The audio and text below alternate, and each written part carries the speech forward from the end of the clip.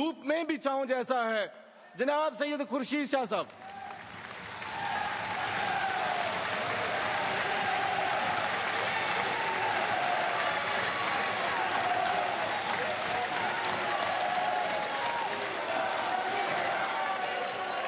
اعوذ باللہ من الشیطان الرجیم. بسم اللہ الرحمن الرحیم. جناب وزیر اعظم سید یوسف رضا گیلانی صاحب، وفاقی وزراء، ڈپٹی اسپیکر، پریزیڈنٹ لیبر بیرو، میرے مزدور ساتھیوں، میری بہنوں، السلام علیکم. جی بھٹو. الحمدللہ اللہ کا بہت شکر گزار ہوں کہ جب ہم آپ سے آج یہاں مخاطب ہیں کہ یہ ہم کہہ سکتے ہیں کہ جو آپ نے اعتماد کیا مکمل تو نہیں مگر کوشش کی کہ اس پہ پورا اتر سکے. آج ہمارے درمیان ہمارے وزیر اعظم سید یوسف رضا گیلانی صاحب، جو یقیناً شہید ذوالفقار علی بھٹو کی کرسی پہ آج موجود ہے، ہماری لیڈر محترمہ بے نظیر بھٹو کی وارث ہے. اس نے جب پہلی تقریر کی پارلیمنٹ میں، پہلی، اس میں 2 اعلانات کیے. ایک، جن کو ایک ڈکٹیٹر نے ججوں کو گرفتار کیا تھا اس کو آزاد کیا، اور ایک ٹریڈ یونین سے پابندی ہٹائی. یہ 2 اہم اعلانات تھے، اور آپ کی آج موجودگی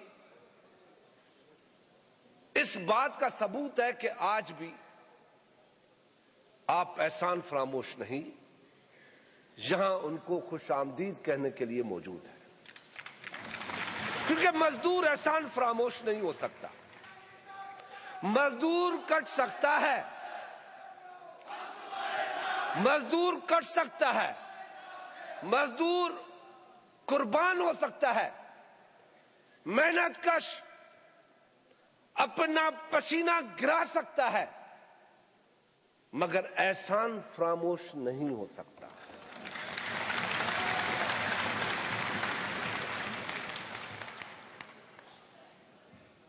میرے مزدور ساتھیوں، آج شکاگو کو کی اس تحریک کو 125 سال ہو گئے ہیں. 125 سال صدیاں گزر جاتی ہیں، اس کو کہا جاتا ہے، مگر آج بھی مظلوم زندہ ہے. آج بھی مزدور اپنے حق کے لیے سیاہ پلائی دیوار کی طرح کھڑا ہوا ہے، مگر وہ ظالم مٹ گیا ہے. تو تاریخ ظالم کو مٹا دیتی ہے، مظلوم کو زندہ رکھتی ہے. آج بھی کربلا کا حسین زندہ ہے اور کربلا کا یزید مٹ چکا ہے.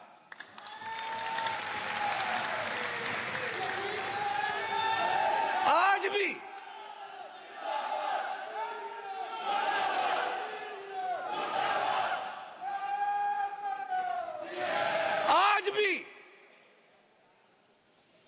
سقراط زندہ ہے اور وہ عدلیہ مٹ چکی ہے. سقراط کو جب جوری نے سزا دی تو اس نے ہنس کے زہر کا پیالہ پیا اور کہا کہ اس کے زہر کے پیالے پینے کے بعد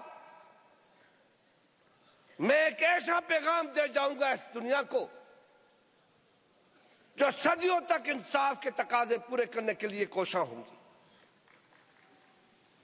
تو کسی سزا سے، کسی ظلم سے کوئی چیزیں مٹتی نہیں، ابھرتی ہے۔ اگر ذوالفقار علی بھٹو کو سزا دی گئی تو کہاں گئے ججز؟ کدھر گئے وہ انصاف کرنے والے، اس ڈکٹیٹر کے ساتھی؟ کہیں آپ کو نظر نہیں آئیں گے، مگر ہر کونے پہ، اگر ہر جگہ پہ، ہر ہمالیہ کے اوپر، پہاڑوں اور ریگستانوں میں بھی آج آپ کو جی اے بھٹو کی صدائیں نظر آئیں گی۔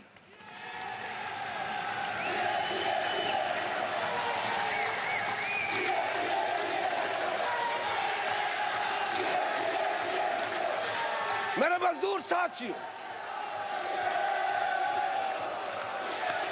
آج بھی اس عدلیہ کے،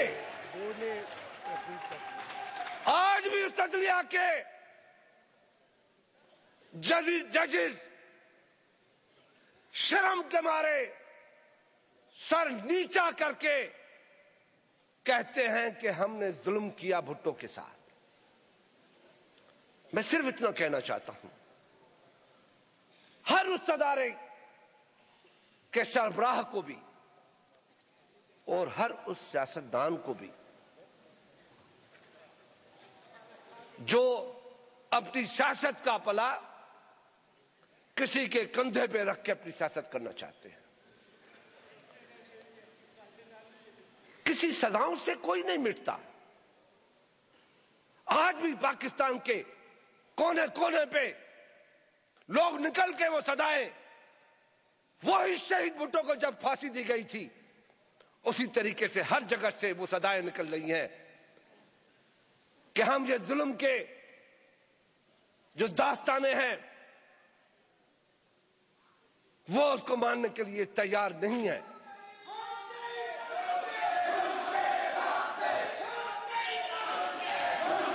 اگر آپ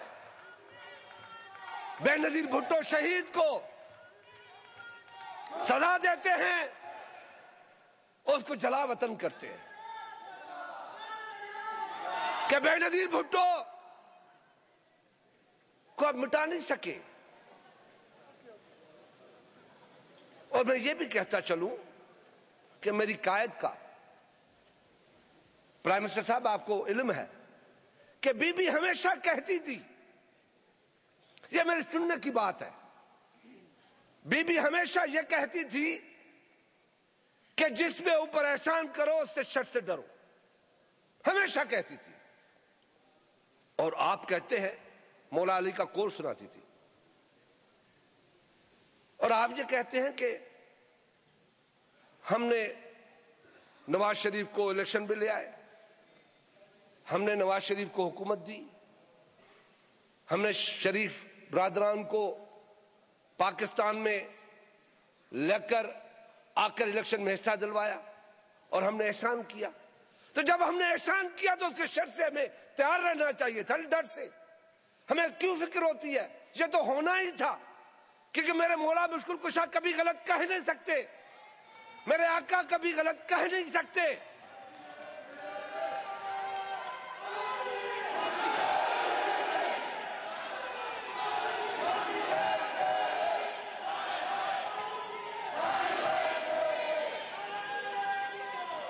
تو آج ہم کسی کو قصوروار نہیں ٹھہراتے، ہم کسی کو قصوروار نہیں ٹھہراتے، قصوروار ہم ہیں جس نے شہید بے نظیر بھٹو کی وصیت کو پورا کرتے ہوئے ریکنسیلیشن کی پالیٹکس پہ اعتماد کیا ہے، اور ہمیں یقین ہے کہ انشاءاللہ تعالی یہ سیاست ہمیں اگلے 5 سال تک بھی لے جائے گی۔ ہم یہ سمجھتے ہیں، یہ ہمارا ایمان ہے کہ سب سے بڑی عدالت